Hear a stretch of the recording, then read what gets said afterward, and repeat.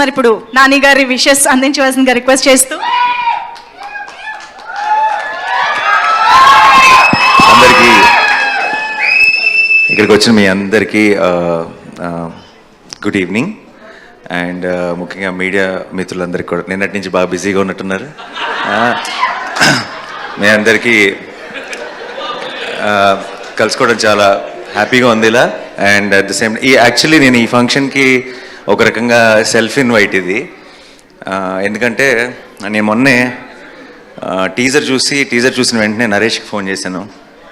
నరేష్కి phone చేసి ఇమీడియట్గా first నేను అన్నమాట ఏదో చేయాలని ఉంది ఈ సినిమాకి, నేనేం చేయగలను, నాకు ఇది డేట్స్ కూడా ఉన్నాయి మధ్యలో, షూటింగ్ మధ్యలో రేపు పొద్దున్న యాక్చువల్లీ కాశ్మీర్కి వెళ్ళిపోతున్నాను హిట్ 3 షూటింగ్కి.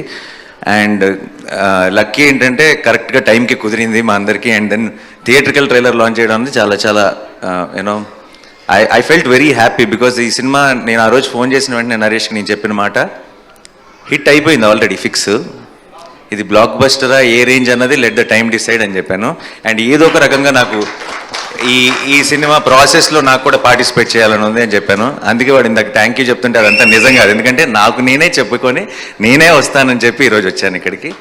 So I'm very very happy to be here. And ఈ సినిమా గురించి ఫస్ట్ చెప్పాలంటే ఆబ్వియస్లీ టీజర్ కానీ ట్రైలర్ కానీ రెండు అదిరిపోయినాయి.